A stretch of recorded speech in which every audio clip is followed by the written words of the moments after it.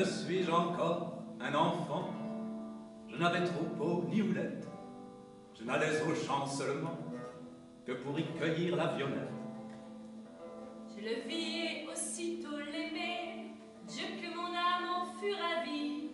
Le premier vœu que je formai fut de l'aimer toute ma vie. Apprenez-moi, lui dis-je un jour, un secret que mon cœur ignore. N'est-ce point ce qu'on nomme amour, ce feu qui brûle et qui dévore? Je lui répondis, mon ami, en l'embrassant sans plus attendre. Sans le savoir, tu m'as appris ce que de moi tu veux apprendre. En grandissant, j'ai perdu son cœur. Elle l'a repris l'infidèle, Mais son baiser et son ardeur me resteront en dépit d'elle. Que ne suis-je encore une enfant? Je n'avais troupeau ni houlette. Je n'allais au champ seulement que pour y cueillir la violette. Ne suis-je encore un enfant? Je n'avais troupeau ni houlette. Je n'allais au champ seulement que pour y cueillir la violette.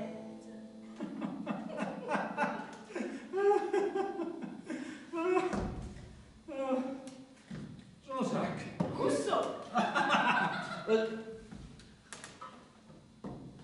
J'ai fait une rencontre à laquelle je ne m'attendais guère. Je veux parler de notre ami. Venture. Venture de Villeneuve. Venture de Villeneuve. Venture de Villeneuve. Venu me surprendre lorsque je pensais à rien moins. Ah, un autre homme était en lui, qu'il me parut changé. Au lieu de ses anciennes grâces, je ne lui trouvais plus qu'un air crapuleux qui m'empêcha de m'épanouir avec lui. Je l'ai revu presque avec indifférence. Et nous nous sommes quittés assez froidement. Et le voilà parti, et le souvenir de nos anciennes liaisons me rappelle si vivement celui de nos jeunes ans. les petites anecdotes de cet heureux temps. La romanesque journée de Tourne. Thun, le vieux château de Thun. Tous ces ravissants délires d'un jeune cœur que je sentis alors dans toute leur force.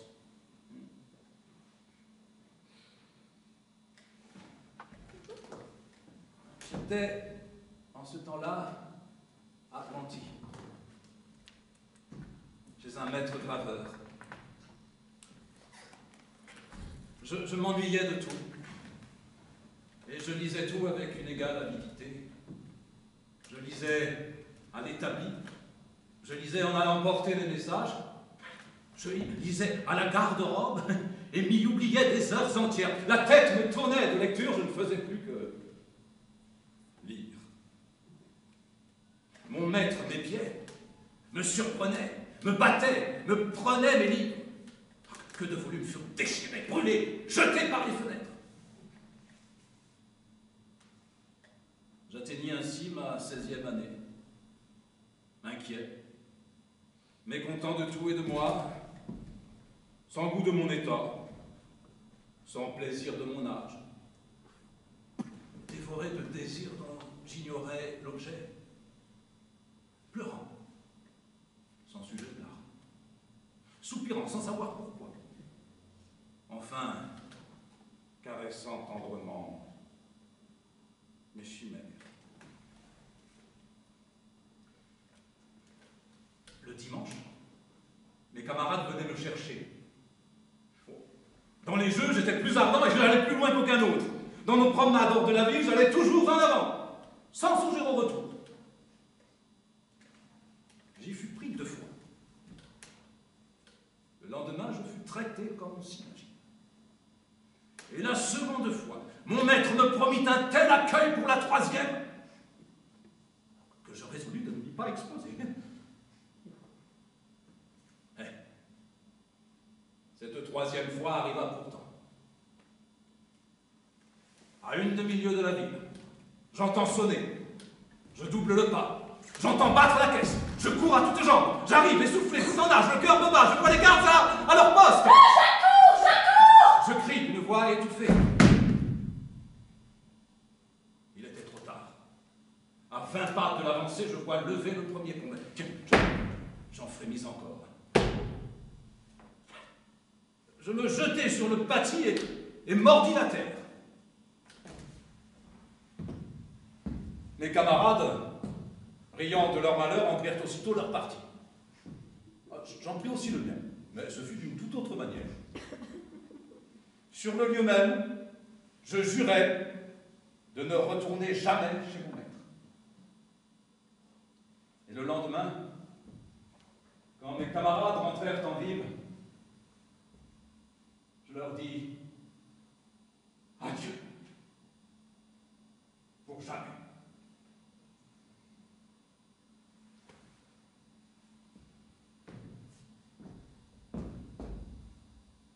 Autant le moment où l'effroi me suggérant le parti de fuir m'avait paru triste, autant celui où je l'exécutais me parut charmant. Encore enfant, quitter mon pays, mes parents, mes ressources, laisser un apprentissage à moitié fait sans savoir assez mon métier pour en vivre, me livrer aux horreurs de la misère sans voir aucun moyen d'en sortir. Dans l'âge de la faiblesse et de l'innocence, m'exposer à toutes les tentations du vice et du désespoir, c'était là ce que j'allais faire. C'était la perspective que j'aurais dû envisager. Que celle que je me peignais était différente. Libre et maître de moi-même, je croyais pouvoir tout faire, atteindre à tout. Je n'avais qu'à m'élancer pour voler dans le siècle et y rentrer.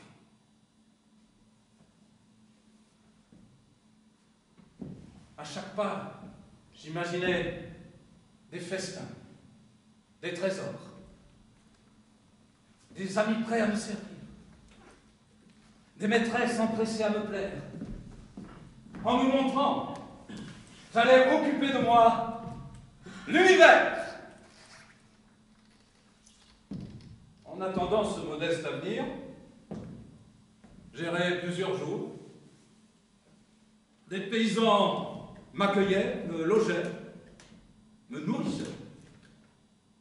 Je ne voyais pas un château à droite ou à gauche sans aller chercher l'aventure qui m'y attendait. Et je n'osais entrer dans le château, car j'étais fort timide. Mais je chantais sous la fenêtre qui avait le plus d'apparence. Fort surpris, après m'être longtemps époumoné, de ne voir paraître ni dame, ni demoiselle, qu'attira la beauté de ma voix et le sel de mes chansons. Vu que j'en savais admirable, que mes camarades m'avaient apprise, et que je chantais admirable.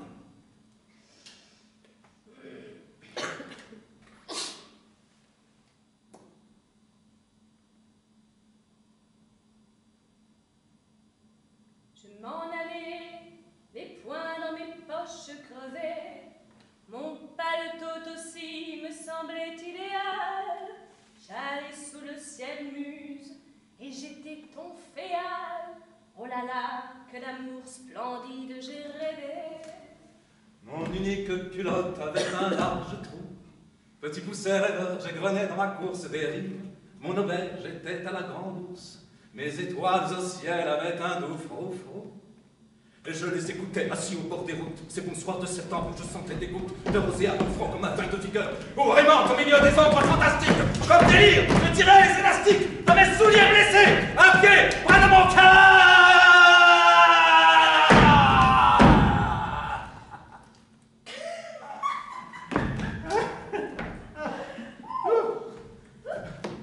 J'étais, je vous l'ai dit, au milieu de ma 16e année.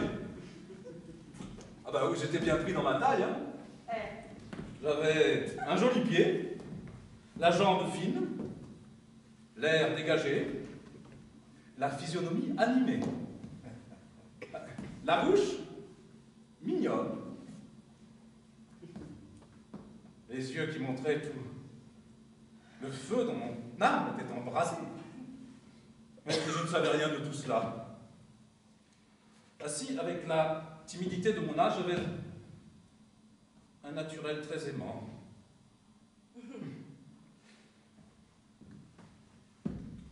À force d'aller et venir, je vois un visage pétri de grâce. De beaux yeux bleus pleins de douceur. J'ai pas les yeux bleus. Ah!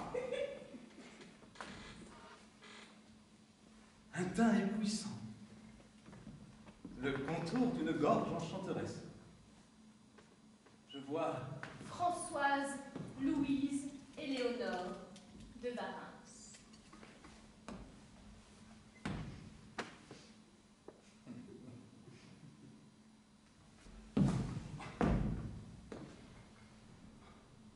Mon enfant?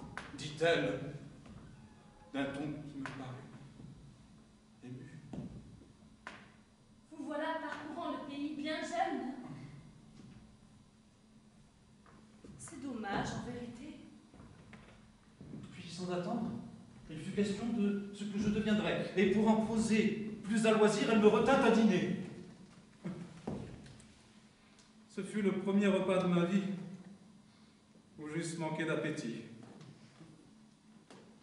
Un Manon qui dînait avec nous dévora lui tout seul un repas honnête pour 6 personnes. Pour moi, j'étais dans un ravissement qui ne me permettait pas de manger. Madame de Varins voulut savoir... Les détails de votre petite histoire. Je retrouvais, pour la lui conter, tout le feu que j'avais perdu chez mon maître.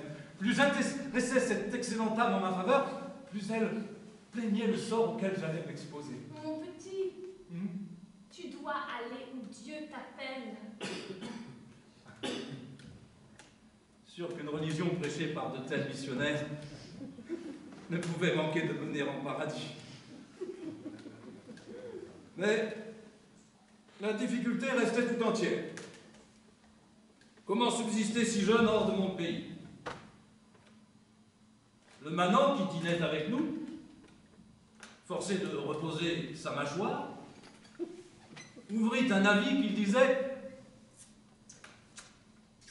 Venir du ciel !» C'était qu'il aille à Turin dans un hospice où on lui apprendra la religion.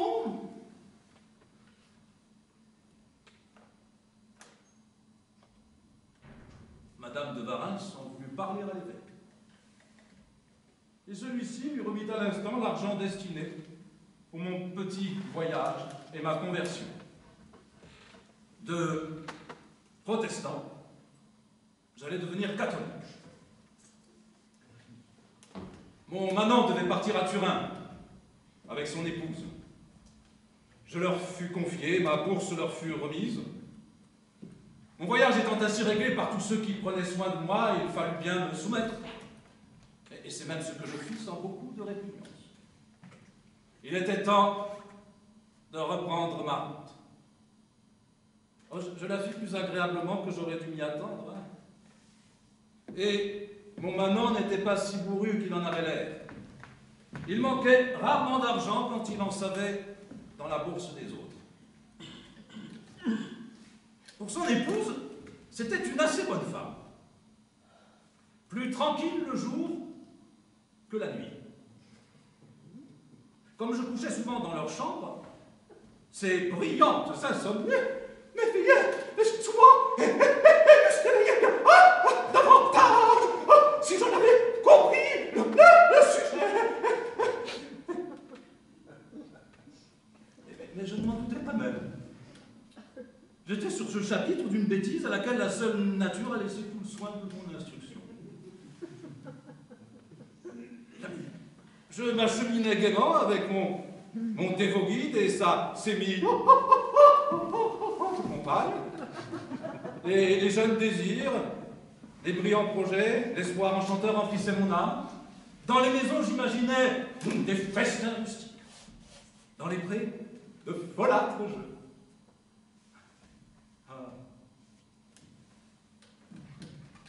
Et puis, bain, la pêche,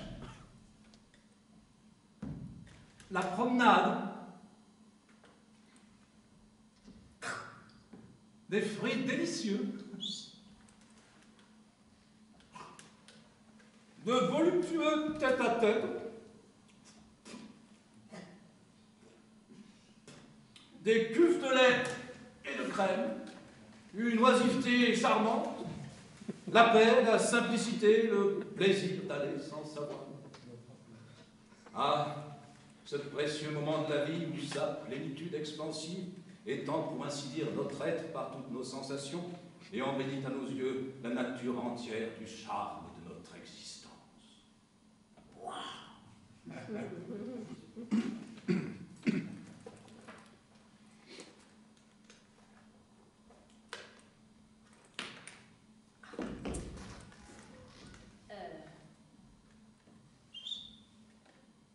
Ah, ce moment précieux. Ce précieux moment. De la vie. De la vie. Où sa plénitude expansive. Ah, ce précieux moment de la vie où sa plénitude expansive étend, pour ainsi dire, notre être par toutes nos sensations et embellit à nos yeux la nature entière du charme de notre existence.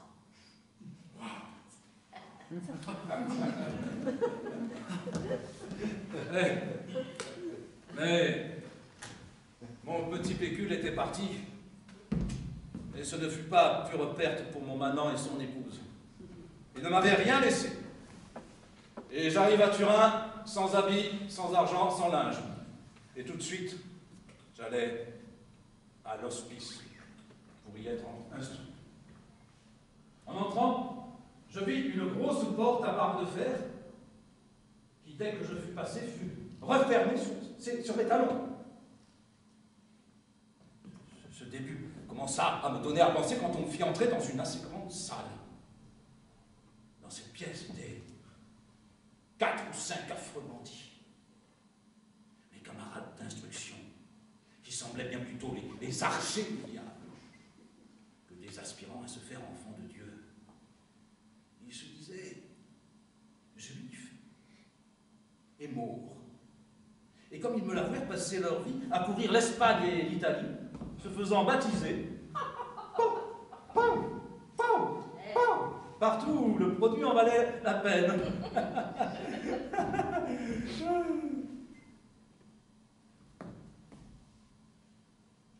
Par une autre porte de fer, entrèrent des catéchumènes qui, comme nous, allaient régénérer. C'était bien les plus grandes salopes, les plus vilaines coureuses qui eussent jamais pu en tirer une perte du Seigneur.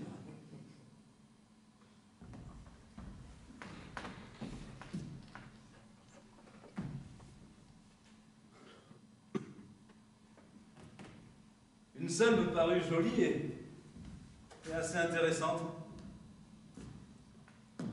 Elle avait des petits yeux fripons qui rencontraient quelquefois les miens.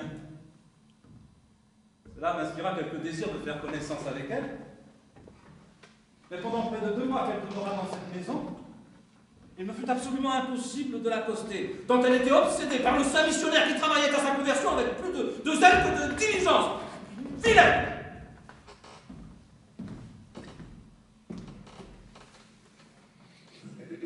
Salope!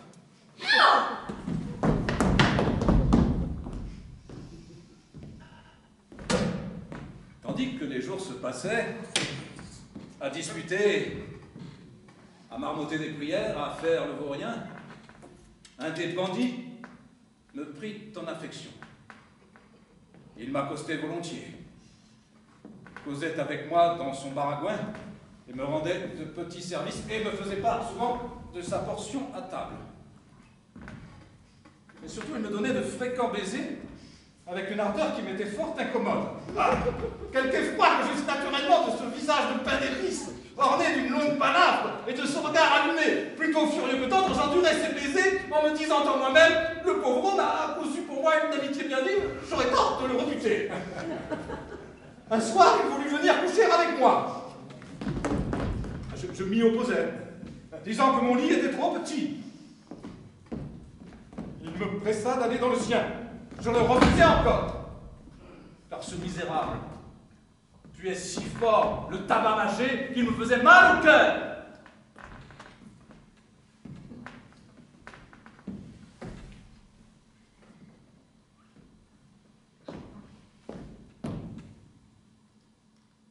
Le lendemain matin, comme nous étions tous deux seuls, il recommença ses caresses, mais avec des mouvements si violents qu'il en était effrayant. Il voulut me forcer, en disposant de ma main, d'en faire autant. Je m'y opposai avec tant d'énergie qu'il me laissa là.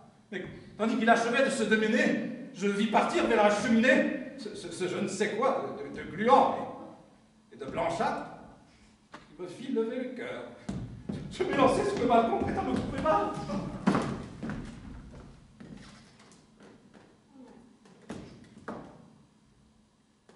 Je ne pouvais comprendre ce qu'avait ce malheureux. Bien, je le crus saisi de quelque frénésie terrible. Mais véritablement, je ne sache rien de plus hideux à voir que ce visage affreux enflammé d'un plus brutal concupiscence. Je n'ai jamais vu d'autre homme en cet état. Si nous sommes ainsi dans nos transports près des femmes, il faut qu'elles aient des yeux bien fascinés pour ne pas nous prendre en horreur.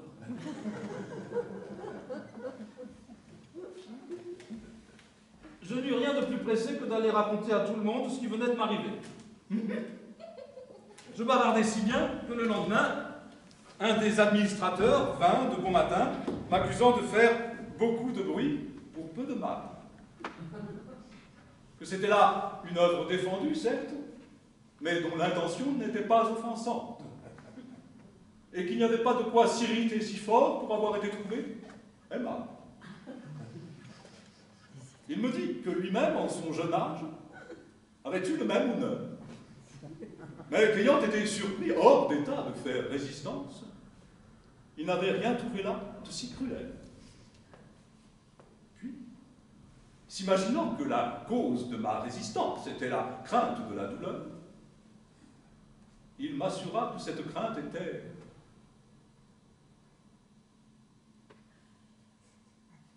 vaine.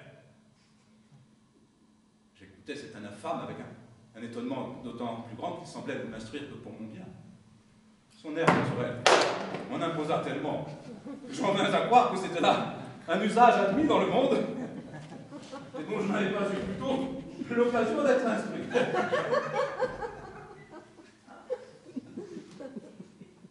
Sans que j'en susse davantage, cette aventure me mit pour l'avenir à couvert des entreprises des chevaliers de la Manchette. Au contraire, les femmes gagnèrent beaucoup dans mon esprit à cette comparaison. Il me semblait que je leur devais, en hommage de ma personne, en tendresse de sentiment, la réparation des offenses de mon cœur. Pour mon bandit... Ah, ton bandit! Oh, il ne m'accosta plus. Il ne me parla plus. 8 jours plus tard, il fut baptisé en grande cérémonie, habillé de blanc de la tête aux pieds. Le lendemain, il sortit de l'hospice et je ne l'ai jamais revu. Mon tour vint 1 mois après. On me mit à la porte avec un peu plus de 20 francs en petite monnaie. On me recommanda de vivre en bon chrétien. On me souhaita bonne fortune. On ferma sur moi la porte et tout disparut. Je venais d'être enfermé pendant plus de 2 mois. Je me voyais dans une grande ville, Turin, pleine de gens de condition, dont mes talents et mon mérite ne pouvaient manquer de me faire accueillir. Et 20 francs que j'avais en poche me semblaient un trésor qui ne pouvait s'épuiser. Jamais je ne me sentis tant de confiance et de sécurité. Je croyais déjà ma fortune faite. La première chose que je fis fut de parcourir toute la ville pour faire un acte de ma liberté. J'allais voir monter la garde.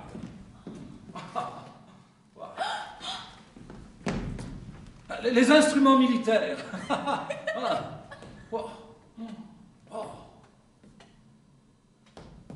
les processions des prêtres. Et pour finir, j'allais voir le palais du roi. J'en approchais avec crainte, mais voyant d'autres gens entrer, je fis comme eux. Et on me laissa faire. Peut-être à cause d'un petit paquet que j'avais sous le bras.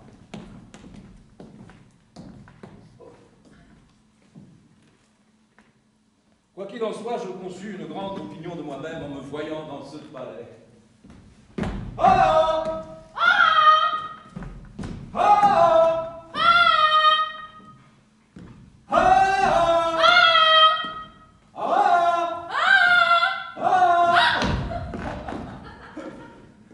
À force d'aller et venir, je me lassais, j'avais faim, il faisait chaud, il fallait trouver un gîte. On m'enseigna la femme d'un soldat qui retirait à un sol par nuit des domestiques hors de service. Je trouvais chez elle un grabat vide et m'y établis. Elle était encore jeune, quoiqu'elle eût déjà 5 ou 6 enfants. Nous couchâmes tous dans la même chambre. La mère, les enfants, les autres. Et cela dura de cette façon tant que je restais chez elle. Au demeurant, c'était une bonne femme. Jurant comme un chartier, toujours débraillée, décoiffée, mais douce de cœur, qui me prit en amitié et même me fut utile. Moi, je passais plusieurs jours à me livrer au plaisir de l'indépendance et de la curiosité. J'allais errant dehors la ville, furetant, visitant tout ce qui me paraissait curieux et nouveau. Jeune homme sorti de sa niche, qui n'avait jamais vu de capitale.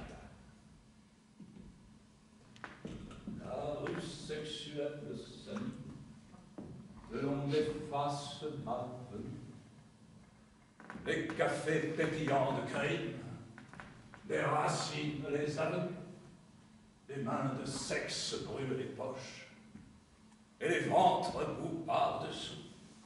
Toutes les pensées s'entrechoquent, et les têtes moins que les trous, et les têtes moins que les trous. Dans la rue anonyme, il y a partout des Jésus qui vont quêter leur dîme avec des yeux boitus. Barbarie, si tu veux de l'amour. Barbarie, méfie-toi des discours. Barbarie, le bonheur est si court. Le bonheur, Le bonheur. le bonheur, le bonheur. Ah, le bonheur!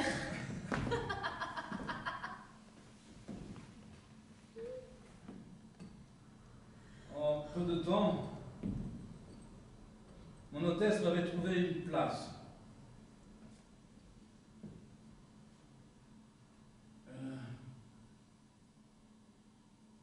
Chez une dame De compagnie. de condition. Ah, condition. C'est Madame de Vercellis. J'ai trouvé une place non pas comme favori, mais comme Comme laquais. lac. J'y passais plusieurs mois et j'en sortis à peu près comme j'y étais entré. Puis je retournais chez mon ancienne hôtesse où je restais 5 à 6 semaines. La santé, l'oisiveté, la jeunesse me rendaient mon tempérament importun. J'étais inquiet, distrait, rêveur, je pleurais, je soupirais, je désirais. Cet état ne peut se décrire. Mon sang allumé remplissait incessamment mon cerveau de filles et de femmes, et ces idées tenaient mes sens dans une activité forte, incommode. Ce n'était plus le temps où les joues de l'enfance allaient là comme par eux-mêmes. La honte était venue avec les années. Elle avait accru ma timidité naturelle. Ne pouvant contenter mes désirs, je les attisais par les plus extravagantes manœuvres. J'allais chercher des allées sombres, des endroits cachés, où je pus m'exposer aux filles dans l'état où j'aurais voulu être près d'elle. Ah, ce qu'elle voyait, ce n'était pas l'objet obscène. Non, je n'y songeais même pas. C'était l'objet ridicule. Le seul plaisir que j'avais de l'étaler à leurs yeux ne peut se décrire. Un jour, j'allais m'établir au fond d'une cour dans laquelle était un puits où les filles de la maison venaient souvent chercher de l'eau. Il y avait une petite descente qui menait à des caves par plusieurs communications. Je sondais dans l'obscurité ces allées souterraines et les trouvant profondes et obscures, je jugeais que si j'étais vu et surpris, je trouverais là un refuge assuré. Dans cette confiance, j'offrais aux filles qui venaient au puits un spectacle plus risible que séducteur. Les plus sages finirent de ne rien voir. D'autres se mirent à rire. D'autres se crurent insultés et furent du bruit. Je me sauvai dans ma retraite. J'y fus suivi. J'entendis une voix d'homme sur laquelle je n'avais pas compté. Et qui m'alarma. Les bruits, les voix, la voix d'homme me suivait toujours. J'avais compté sur l'obscurité, je vis de la lumière. Un mur m'arrêta, et ne pouvant aller plus loin, il me fallut attendre là ma destinée. En un moment, je fus atteint et saisi par un grand homme portant une grande moustache, un grand chapeau, un grand sabre, escorté de 4 ou 5 vieilles femmes, armées chacune d'un manche à balai. L'homme au sabre, me prenant par le bras, me demanda rudement ce que je faisais là. On conçoit que ma réponse n'était pas prête. Je me remis cependant, je lui dis, en le suppliant d'avoir pitié de mon âge et de mon état, que j'étais un jeune étranger de grande naissance, dont le cerveau s'était dérangé, que je m'étais échappé de la maison paternelle lorsqu'on voulait m'enfermer, mais que si vous voulez bien me laisser aller, je pourrais, peut-être en quelques jours, reconnaître cette grâce.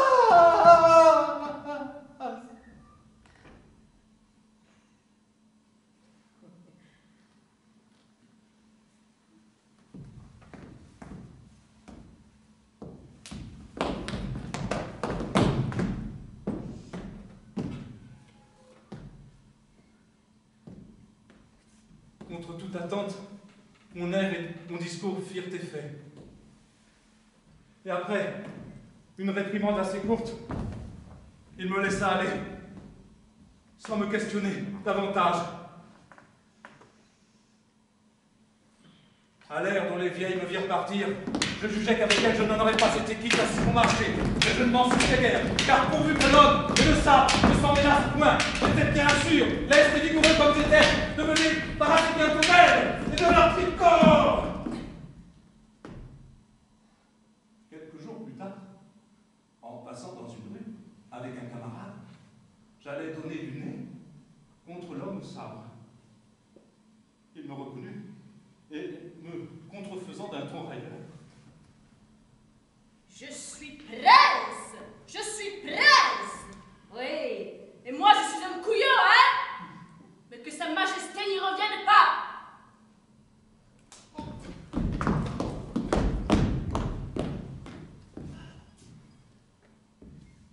Il n'ajouta rien de plus.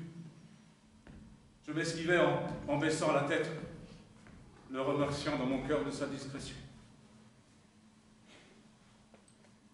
Je songeais à quitter Turin pour retourner à Annecy.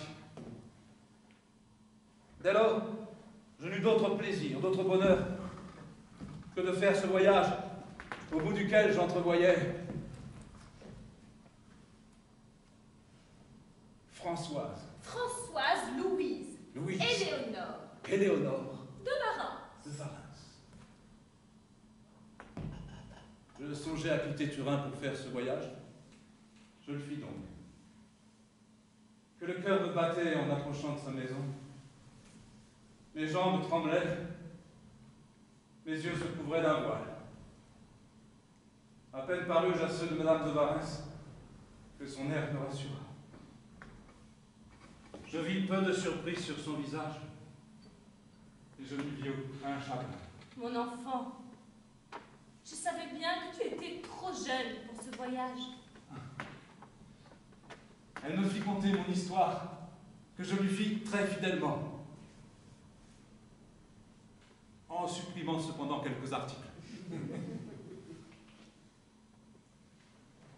Il fut question de mon gîte. Elle consulta là-dessus sa femme de chambre. Mademoiselle Merceret! Mademoiselle Merceret!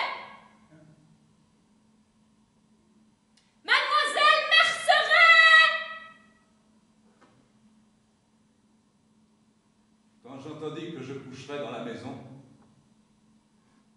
j'eus peine à me contenir et je vis porter mon petit paquet vers la chambre qui m'était destinée. Elle disait: Puisque la Providence me le renvoie. La Providence. La Providence. Ah! Hé, Voltaire! La Providence! La Providence. La Providence. Bientôt, elle s'imagina de me faire instruire au séminaire.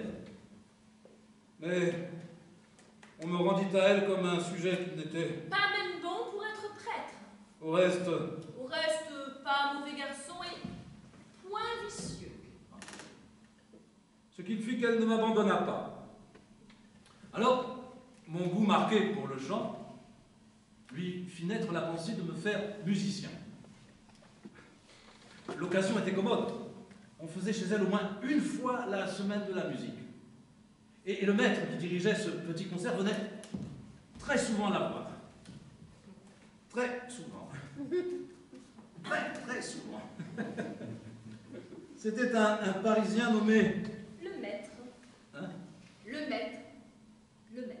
Monsieur le maître. Monsieur le maître. Ouais, monsieur le maître. Je m'attachai à lui, je ne lui déplaisais point, on parla de pension, on en convint, bref, j'entrai chez lui et j'y passai l'hiver. Pendant près de 6 mois, je ne sortis pas une seule fois et je n'en fus pas même tenté. Cet intervalle est un de ceux où j'ai vécu dans le plus grand calme. Non seulement je me rappelle le temps, les personnes, mais tous les objets environnants. La température de l'air, son odeur, sa couleur.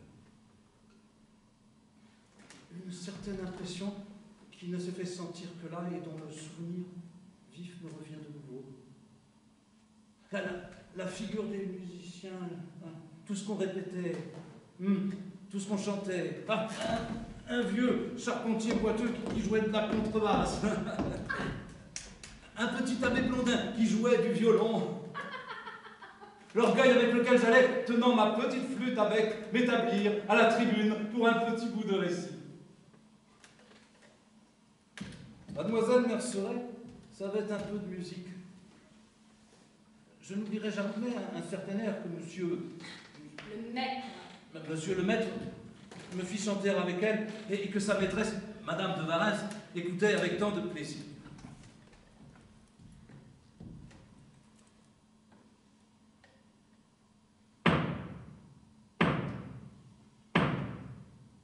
J'irai bien faire un tour du côté de chez soi, revoir mon premier amour qui me donnait rendez-vous sous le chêne et se laisser embrasser sur la joue. Je ne voudrais pas faire le chemin à l'envers et pourtant je péréchais pour vivre un seul instant. Le temps du bonheur à l'ombre d'une fille en fleurs.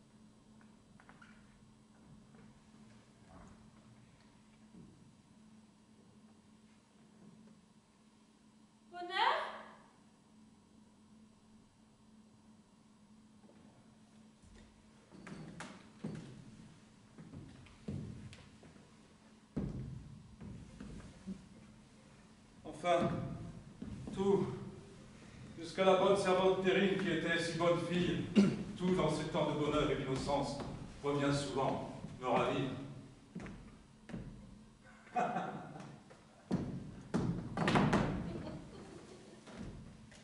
Un soir du mois de février, qu'il faisait bien froid, comme nous étions tous autour du feu, nous entendîmes frapper à la porte de la rue.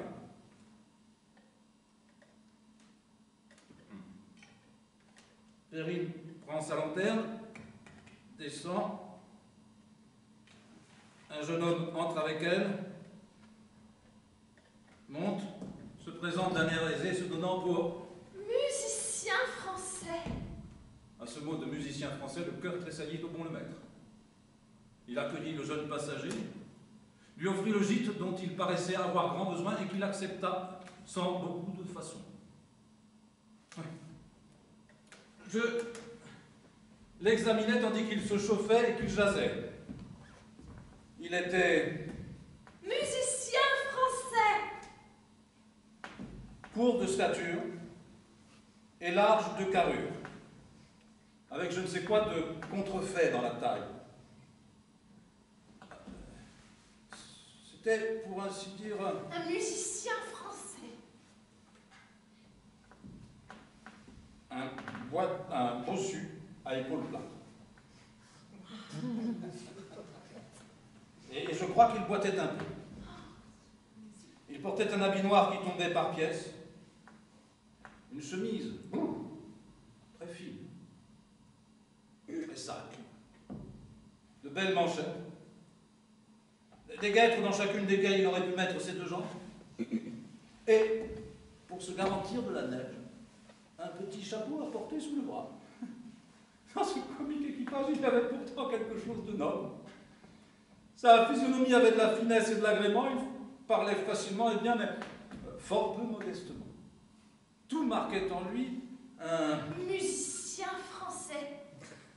jeune débauché qui avait eu de l'éducation et qui n'allait pas gueusant comme un gueux, mais comme un fou. Il nous dit qu'il s'appelait, Venture de Villeneuve. qu'il venait de Paris, qu'il s'était égaré dans sa route. Au souper, on parla de musique, il en parla bien. Il connaissait tous les grands virtuoses, tous les ouvrages célèbres, tous les acteurs, toutes les actrices, toutes les jolies femmes, tous les grands seigneurs. Sur tout ce qu'on disait, il paraissait tout faire. Mais à peine un entretien était-il commencé qu'il troublait la conversation par une boutade qui faisait rire et oubliait tout ce qu'on avait dit. En quelques semaines, je le trouvais brillant et fêté dans tout Annecy. Les femmes se l'arrachaient. À ce succès, l'acheva de me tourner la tête. Je ne vis plus rien que Monsieur Venture. Il me fit presque oublier Madame de Varinsky, qui s'était absentée. Je lui proposais de partager avec moi son gîte. Il y consentit. Les matinées se passaient à faire de la musique. À 2 ou 3 heures, nous mangions un morceau, puis Venture s'en allait dans ces sociétés où il soupait. Et moi? Et toi? Moi? Toi? Moi, j'allais me promener, seul, méditant sur son grand mérite, admirant et convoitant ses rares talents, et maudissant ma maussade étoile qui ne m'appelait point à cette heureuse vie. La mienne était 100 fois plus charmante. Si tu avais été moins bête.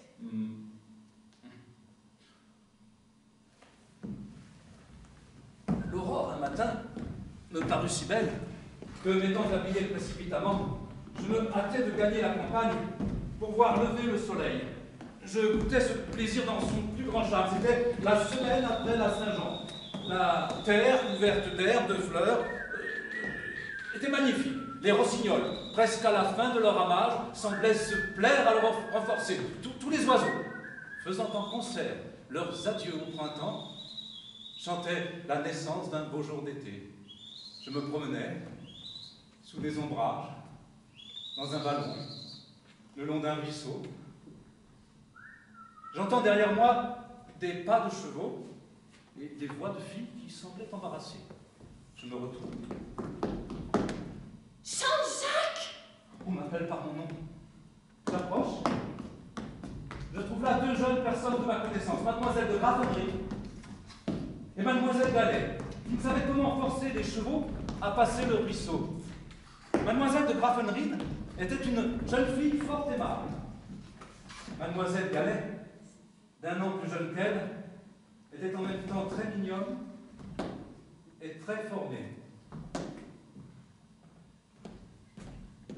Ce qui, pour une fille, est le meilleur moment.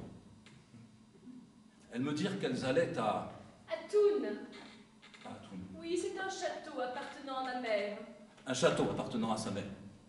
Elles implorèrent mon secours pour faire passer les chevaux. Je voulus fouetter les chevaux, mais elles craignaient pour moi les ruades et les hauts le corps. Alors, je pris par la bride le cheval de mademoiselle Gallet, puis le tirant après moi, je traversai le ruisseau.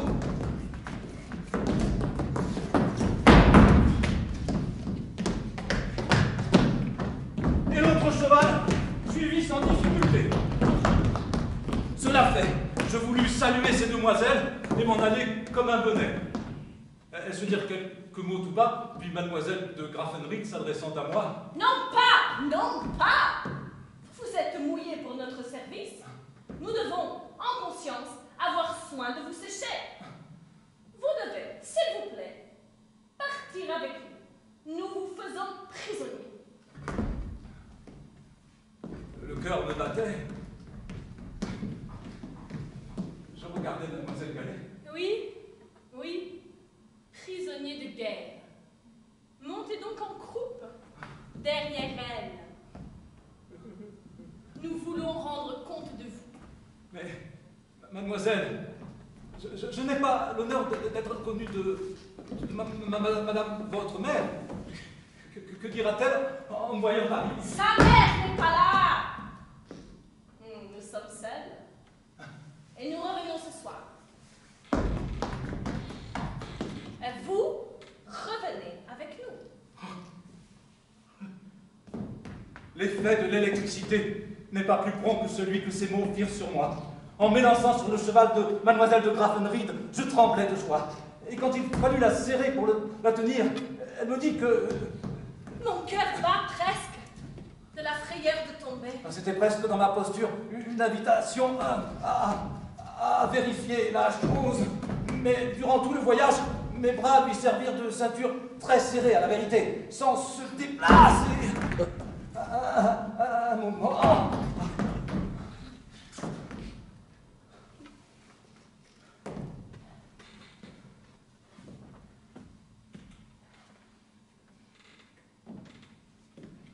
Arrivés à Thun et moi bien séché, il fallut procéder à l'importante affaire de préparer le dîner. Et il y avait de quoi en faire un très bon, surtout en friandises. Nous dînâmes les deux amis assis sur un banc et leur hôte entre elles sur une escabelle. Après le dîner, nous allâmes achever notre dessert avec des cerises. Je montai dans l'arbre et leur en jetai des bouquets dont elles me rendaient les noyaux à travers les branches. Une fois, mademoiselle Gallet, avançant son tablier et reculant la tête, se présentait si bien et je visais si juste que je lui fis tomber un bouquet dans le sein. Je me disais que mes lèvres ne sont-elles des cerises, comme je les jetterais ainsi de mon cœur.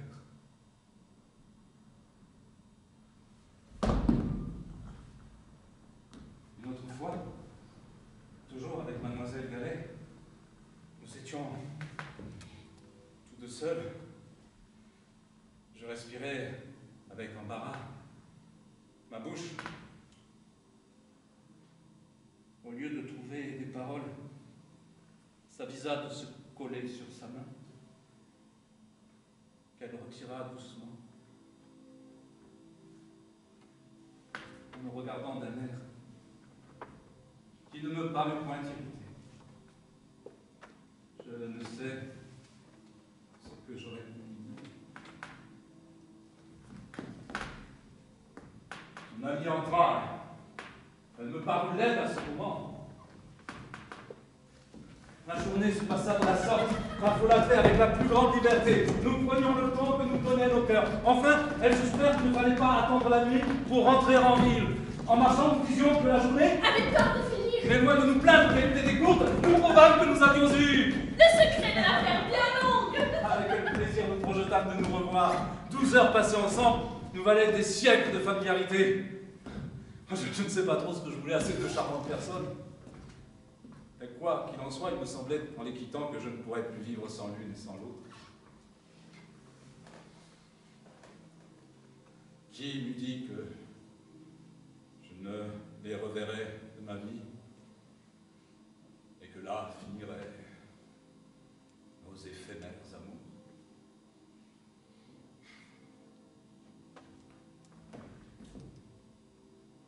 Venture, qui s'était couché fort tard la veille, rentra peu de temps après moi. Cette fois, je ne le vis pas avec le même plaisir qu'à l'ordinaire. Cependant, il me rappela, à lui et à moi, en me parlant de ma situation. Elle était trop critique pour pouvoir durer. Et quoique je dépensasse peu de choses, mon petit pécule achevait de s'épuiser. Et j'étais sans ressources. Point de nouvelles de Madame de Varins. Et je ne savais que devenir. Et je sentais un cruel serrement au cœur de voir l'amie de Mademoiselle Gallet réduite à l'aumône.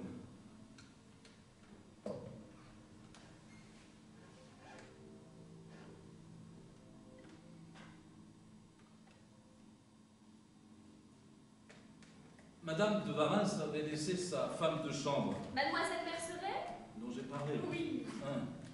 Je la trouvais occupant encore l'appartement de sa maîtresse. C'était une fille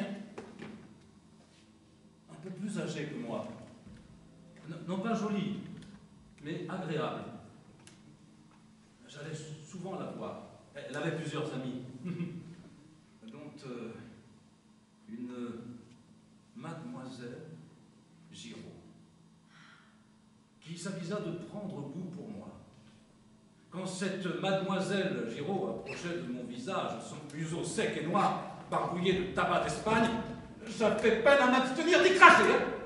Mais je prenais patience, parce que j'aimais assez Mademoiselle Merceret et qu'il y avait plusieurs autres jeunes personnes que je voyais volontiers.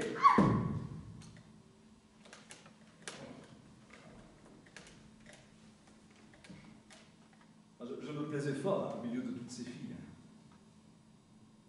Et toutes me fêtaient à l'envie.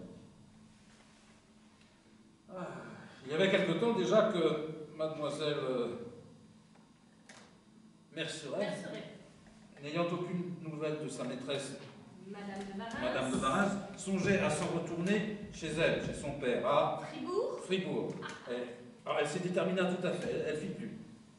Elle fit entendre qu'il serait bon que quelqu'un la conduisît. Mademoiselle Giraud me proposa. Sans doute voulait-elle m'éloigner de Mademoiselle Gallet, car elle avait eu connaissance de notre après-midi aux cerises, hein?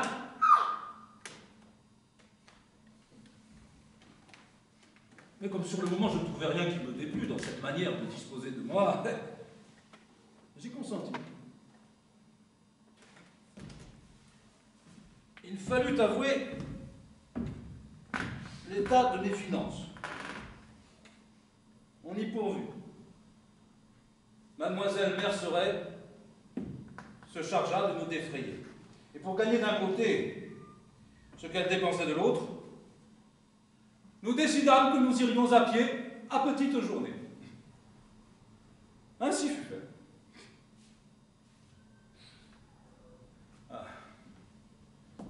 Je suis fâché de faire tant de filles amoureuses de moi.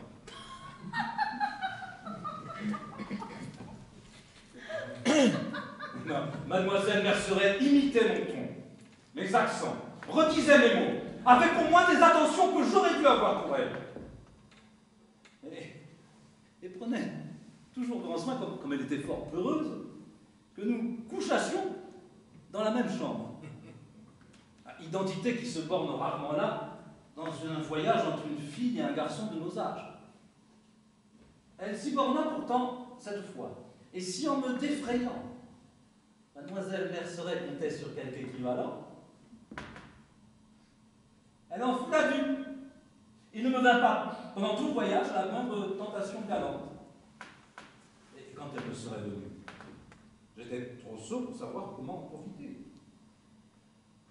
Je n'imaginais pas comment une fille et un garçon parvenaient à coucher ensemble. Je croyais qu'il fallait des siècles pour préparer ce terrible arrangement.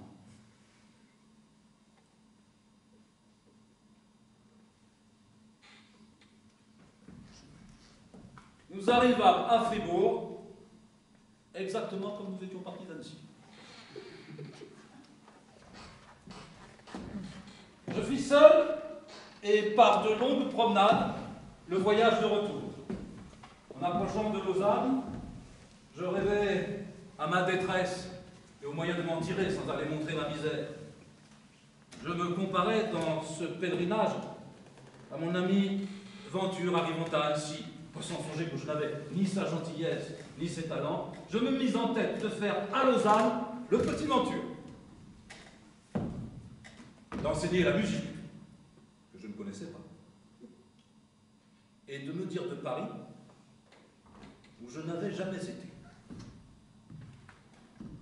On m'enseigna un nommé Perrotet, qui tenait des pensionnaires. Bon, ce Perrotet se trouva être le meilleur homme du monde et me reçut fort bien. Je lui contai mes petits mensonges comme je les avais arrangés. Il me promit de parler de moi et de tâcher de me procurer des écoliers. Il me dit qu'il ne me demanderait de l'argent que quand je m'aurais gagné. J'ai déjà noté des moments de délires inconcevables où je n'étais plus moi-même. En voici encore un dernier. Pour comprendre à quel point la tête me tournait alors, à quel point j'étais, pour ainsi dire, venturisé. Me voilà, maître à chanter, sans savoir déchiffrer un air. Je crus devoir changer de nom. Je m'approchais de mon grand modèle, tant qu'il était possible. Il s'était appelé Venture de Villeneuve. Je m'appelais Vos sorts de Villeneuve. Je me donnais pour compositeur. Ce n'est pas tout. Non. Ayant été présenté à un professeur en droit qui aimait la musique et faisait chez lui des concerts, je voulus lui donner pour gagner quelque argent un échantillon de mes talents. Je me mis en tête de composer une pièce pour son concert aussi effrontément que si j'avais su comment y prendre. J'eus la constance de travailler pendant 15 jours à ce bel ouvrage, de le mettre en net, d'en tirer les parties, de le distribuer avec autant d'assurance que si c'eût été un chef-d'œuvre d'harmonie. Ce n'est pas tout. Pour couronner cette sublime production, je mis à la fin une jolie mélodie qui courait les rues et que tout le monde connaissait. Pour une amourette qui passait par là, j'ai perdu la tête et puis me voilà. Pour une amourette qui se posait là, pour une amourette qui me tendait les bras, et je la donnais pour être de moi, aussi résolument que si j'avais parlé à des habitants de la lune. Je la donnais pour être de moi, aussi résolument que si j'avais parlé à des habitants de la Lune. 15 jours passent. On s'assemble pour exécuter ma pièce. J'explique à chacun le genre du mouvement, le goût de l'exécution, le renvoi des parties. J'étais fort à faire. On s'accorde pendant 5 à 6. Enfin, tout étant prêt, je frappe avec un beau rouleau de papier sur mon pupitre magistral. On fait silence. On commence. Non. Depuis qu'il existe des opéras français, de la vie, on ouït un semblable charivari. Quoi qu'on eût pu penser de me prétendu talent, l'effet fut pire que tout ce qu'on semblait attendre. Les musiciens étouffaient de rire. Les auditeurs ouvraient de grands yeux et auraient bien voulu fermer les oreilles. Mais il n'y avait pas moyen. Mes bourreaux de symphonistes qui voulaient s'égayer raclaient à percer les tympans. J'eus la constance de mener toujours mon train, nous en enfuir et tout planter là. J'entendais autour de moi les assistants se dire « Il n'y a rien là de supportable! Mais quelle musique enragée! Quel diable de sabbat !» Mais ce qui mit tout le monde de bonne humeur, ce fut la mélodie. Pour une amourette qui passait par là, j'ai perdu la tête. À peine en eut-on joué quelques mesures que j'entendis partir de toutes parts des éclats de rire. Chacun me félicitait pour mon goût de chant. On m'assurait que cette mélodie ferait parler de moi et que je méritais d'être chanté partout. Nul besoin de vous dépeindre mon angoisse et de vous dire que je le méritais bien. Pauvre Jean-Jacques. En ce cruel moment, tu n'espérais guère qu'un jour, 20 ans plus tard, devant le roi de France, et tout à coup, des sons exciteraient des murmures de surprise et des applaudissements, et que dans toutes les loges autour de toi, les plus aimables voix se diraient à mi-voix. Quels sons charmants! À mi-voix. Quels sons charmants! Quelle musique enchanteresse! Tous ces cris-là vont droit au cœur. Et ces chants. Tous ces chants-là vont droit au cœur.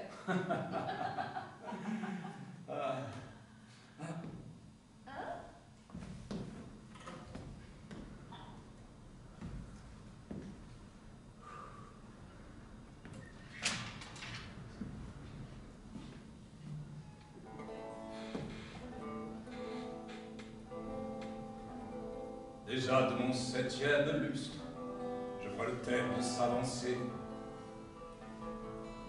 Déjà, La jeunesse et son lustre, chez toi commencent à s'effacer. la triste et sévère sagesse fera bientôt fuir les amours, alors la pesante vieillesse Va succéder à tes beaux jours. La triste et sévère sagesse fera bientôt fuir tes amours. Alors la pesante vieillesse va succéder à tes beaux jours. Alors les ennuis de la vie, chassant l'aimable volupté, On verra ta philosophie naître de la nécessité. on me verra par jalousie prêcher des caduques vertus et souvent blâmer par envie des plaisirs que je n'aurais plus. On te verra par jalousie prêcher tes caduques vertus et souvent blâmer par envie des plaisirs que tu n'auras plus. Mais malgré les glaces de l'âge, raison malgré ton vain effort, Souvent le sage a fait naufrage quand il croyait toucher au port. ô sagesse aimable chimère, douce illusion de nos cœurs, c'est sous ton divin caractère que nous encensons nos erreurs. Ô sagesse aimable chimère, ô douce illusion de nos cœurs, c'est sous ton divin caractère que nous encensons nos erreurs. On me verra par jalousie prêcher mes caduques vertus, On te verra par jalousie prêcher tes caduques vertus, et souvent blâmer par envie des plaisirs